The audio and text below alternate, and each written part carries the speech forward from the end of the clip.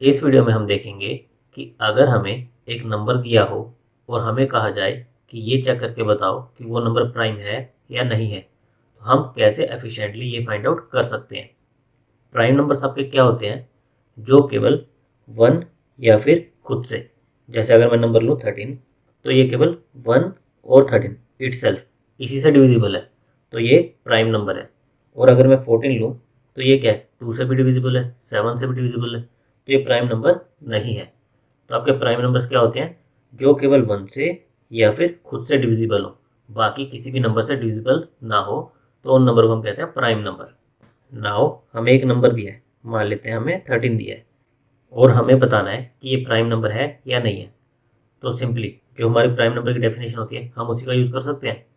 हम सिंपली 2 से लेकर 13 माइनस 1 12 तक का एक लूप चला दें, और हर बार 13 को हम उस नंबर से डिवाइड करके देखें। 13/2, 13/3, 13/4। अगर वो इससे डिवाइड हो गया तो इसका मतलब क्या है कि ये प्राइम नंबर नहीं है, अदरवाइज वो प्राइम नंबर है। हम ये कैसे चेक करते हैं कि 13 मेरा 2 से डिविजिबल है या नहीं है? इसके लिए हम क्या करते हैं, अगर इनका मोड 0 के इक्वल आता है, 13 मोड 2 मेरा 0 के इक्वल आता है, तो इसका मतलब क्या हुआ कि 13 डिविजिबल है, यानी कि मेरा रिमाइंडर 0 बच रहा है। अदरवाइज इस केस में क्या होगा हमारा? 13 मोड 2 कितना आएगा? 1 आएगा, 1 रिमाइंडर बच गया, यानी कि 13 मेरा 2 से डिविजिबल नहीं है। सेम चीज़ अगर मैं करता 14 मोड 2, तो मेरा क्या आता? 0 आता। 14 मोड 2 कितना आता? 0 आता। मेरा रिमाइंडर कुछ नहीं बचा, यानी कि 14 मेरा 2 से डिविजिबल है। तो सिंपली स्टार्टिंग में हम क्या अप्रोच लगा सकते हैं? एक 2 से लेकर n-1 तक का लूप लगा दें। हमें फंक्शन में एक नंबर n दिया है, जिसे हमें चेक करना है कि प्राइम है या नहीं है।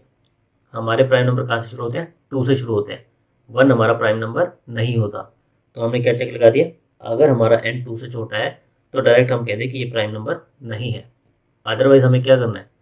2 से लेकर n तक का लूप लगाना है और चेक करना है कि क्या n मोड आई ये मेरा 0 के इक्वल है, यानी कि n मेरा जो भी मेरे आई की वैल्यू है उससे डिविजिबल है या नहीं है। अगर कहीं पर भी डिविजिबल है तो मैं क्या कह दूँ कि ये प्राइम नहीं है। अदरवाइज इस पूरे लूप में मेरा कहीं पर भी डिविजिबल नहीं हुआ, तो इसका मतलब क्या हुआ कि ये मेरा प्राइम है। तो हमने रिटर्न कर दिया 1। हम एक सिंगल लूप लगा रहे हैं, तो हमारी टाइम कॉम्प्लेक्सिटी क्या हो जाएगी? ऑफ n, और स्पेस हम कुछ ले नहीं रहे, तो हमारी स्पेस कॉम्प्लेक्सिटी क्या आएगी इसकी? ऑफ 1। तो क्या हम इसको बेटर कर सकते हैं? इसको बेटर करने के लिए आपको एक प्रॉपर्टी ऑब्जर्व करनी पड़ेगी। जैसे मैं एक नंबर लेता हूँ 16।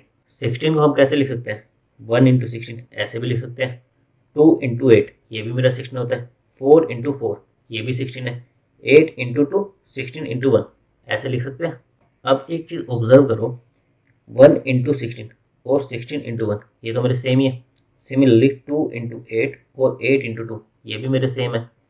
4 इंटू 4 ये आया, यानी कि जो भी मेरा इसका स्क्वायर रूट है, 16 का स्क्वायर रूट क्या होता है? 4 होता है।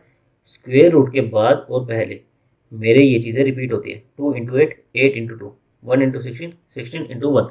सिमिलरली अगर मैं कोई और नंबर लेता, जैसे 24 लेता, तो इसको हम कैसे लिख सकते हैं? 1 into 24, 2 into 12, 3 into 8, 4 into 6, 6 into 4, 8 into 3, 12 into 2, 24 into 1। मेरा ये और ये सेम है, ये और ये सेम है। 2 इंटू 12, 12 इंटू 2, 1 इंटू 24, 24 इंटू 1। यहाँ से बाद मेरे सारे सेम हैं। और ये मेरा नंबर क्या है? 4। 24 का स्क्वायर रूट मेरा क्या आएगा? 4 पॉइंट समथिंग आएगा, यानी कि जो परफेक्ट स्क्वायर्स हैं उसमें तो स्क्वायर रूट के बाद, और जो परफेक्ट स्क्वायर नहीं है उसमें भी स्क्वायर रूट तक उसके बाद से मेरे नंबर रिपीट ही होते हैं। तो मुझे पूरा 2 से n तक जाने की जरूरत नहीं है, मैं केवल स्क्वायर रूट ऑफ n यहाँ तक भी चेक कर लूँ तो भी मेरा सफिशिएंट होगा। मुझे पता चल जाएगा कि ये प्राइम नंबर है या नहीं है। तो हम हमारे अप्रोच को कैसे ऑप्टिमाइज़ कर सकते हैं? पहले हम 2 से लेकर n तक चेक कर रहे थे, अब हम 2 से लेकर स्क्वायर रूट ऑफ n यहीं तक ही चेक करें। बाकी हमारा सेम है कि वो डिविजिबल है तो ये प्राइम नहीं है, अदरवाइज ये हमारा प्राइम है। तो अब हमारी टाइम कॉम्प्लेक्सिटी क्या हो जाएगी? हम स्क्वायर रूट ऑफ n यहीं तक लूप चला रहे हैं, तो हमारी टाइम कॉम्प्लेक्सिटी ओ एन की जगह क्या हो जाएगी? स्क्वायर रूट ऑफ n, और स्पेस कॉम्प्लेक्सिटी क्या रहेगी? ऑफ 1। नाउ हम चाहें तो इसको ऐसे लिख सकते हैं, I less than equal to square root of n, या फिर हम यहाँ पर स्क्वायर कर दें तो क्या होगा?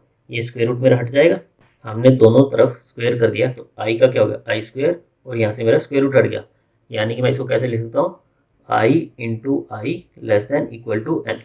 या तो मैं ऐसे लिख लूँ i less than equal to square root of n, या फिर i into I less than equal to n, दोनों मेरे इक्विवेलेंट है। तो हम इसको यहाँ पर i into I less than equal to n ऐसे भी लिख सकते हैं।